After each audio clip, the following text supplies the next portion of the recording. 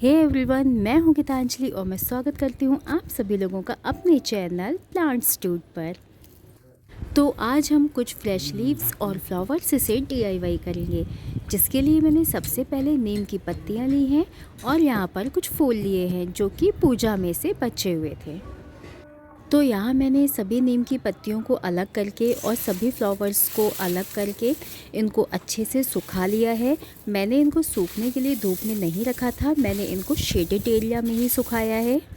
और जब ये सूखने के बाद कुछ इस तरह से हो जाते हैं, इस तरह से आवाज़ करते हैं, मतलब ये पूरी तरह से सूख चुके हैं। इसके बाद हम इन पत्तियों को और फूलों को मिक्स कर लेंगे और इस तरह से कुछ बारीक कर लेंगे हाथ से ही। इसके बाद मैंने यहाँ पर काऊ डंग लिया है, गाय का गोबर। इसमें मैंने इस मिक्सचर को अच्छे से मिक्स कर लिया है। तो ये जो डीआईवाई है ये मेरी दादी जी का है। उन्होंने जब मुझे इस डीआईवाई के बारे में बताया तो मुझे लगा ये तो बनाना ही चाहिए। तो हम इसको कुछ इस तरह से मिक्स कर लेंगे एंड मिक्स करने के बाद हमारा जो गोबर का मिक्सचर है वो कुछ इस तरह से आएगा। इसके बाद मैंने हाथों से ही इसके छोटे छोटे बॉल्स बनाने की कोशिश की है। मैंने यहाँ पे बहुत छोटे छोटे बॉल्स बनाए हैं। तो यहाँ मैंने बोल्स को दो तरह से बनाने की कोशिश की है। कुछ बोल्स को मैंने सिर्फ हाथों की हेल्प से राउंड राउंड करके बनाने की कोशिश की है एंड कुछ बोल्स को मैंने दिए की हेल्प से बनाया है।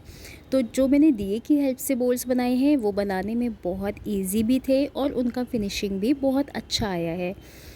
सो यस, यहाँ पे जो मैं बोल्स बना रही हूँ इसको मैं अपने गार्डन में यूज़ करने वाली हूँ। इसको मैं हमेशा अक्सर अपने बगीचे में यूज़ करती हूँ।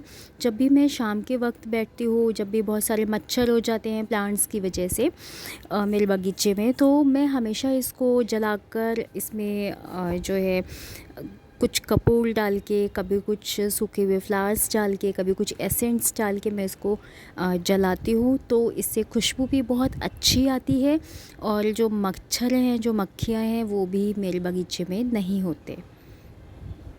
तो इन सभी बोल्स को रेडी करने के बाद मैंने 3-4 दिन के लिए धूप में रख दिया सूखने के लिए एंड सूखने के बाद ये कुछ इस तरह से हो गए। इसके बाद जो मैंने दिए वाले बोल्स जो बनाए थे उसमें से मैंने दिए को अलग कर लिया है और इसकी फिनिशिंग कुछ इस तरह से आई है। तो इन बोल्स को मैं पूजा में भी यूज़ करती हूँ। जो नवदुर्गे होते हैं या फिर कभी भी हमें छोटी सी अग्यारी लगानी होती है, छोटे से हवन कुंड में एक बहुत छोटी सी पूजा करनी होती है, तो मैं अक्सर इन बोल्स को यूज़ करती हूँ। और इसमें जब हम कपूर डाल के जलाते हैं तो इसका स्मेल, इसकी फ्रेगरेंस बहुत ही अच्छी आती है। आपको एक बार तो इसको ज़रूर ही बनाना चाहिए, आपको इसके ढेर सारे पॉजिटिव रिजल्ट्स मिलने वाले हैं।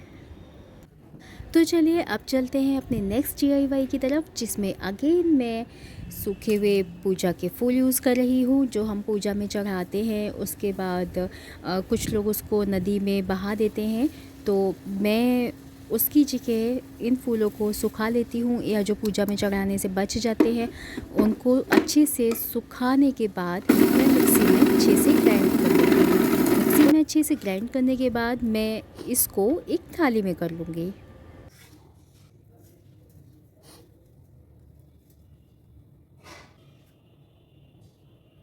ग्राइंड करने के बाद इसका मिक्सचर कुछ ऐसा हो जाएगा। इसके बाद मैंने इसमें कपूर मिक्स किया है। कपूर को भी मैं अच्छे से इसको मैश करने के बाद देन इसमें मिक्स कर दूँगी। इसके बाद मैंने यहाँ पर हनी लिया है, शहद।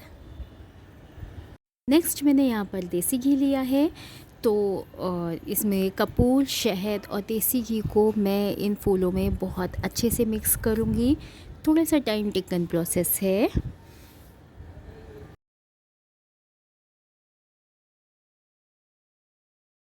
सो mixing mixing mixing mixing and proper mix करने के बाद कुछ हमारा मिक्सचर इस तरह से बनकर रेडी हो जाएगा। तो मैंने यहाँ पर जो दवाई होती है ना, सिरप, उसका कैप यूज़ किया है मैंने। सो यस, हम यहाँ पर 2 पत्ती बना रहे हैं।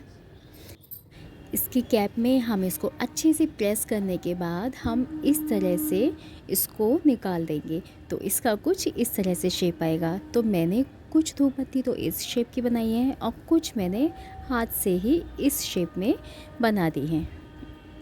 तो यहाँ पे जो मैंने फूल लिए हैं ये पहले से ही पूजा में चढ़े हुए थे, तो इनको मैं दोबारा तो पूजा में यूज़ नहीं कर सकती, तो इसीलिए मैं इनको अपने रूम्स में यूज़ करती हूँ एसेंट्स के लिए।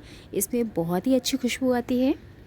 तो इनको हम 2 से 3 दिन के लिए धूप में सुखाने के लिए रख देंगे and after then it's ready to use. And हाँ, प्लीज़ सब्सक्राइब करके जाइएगा। बाय।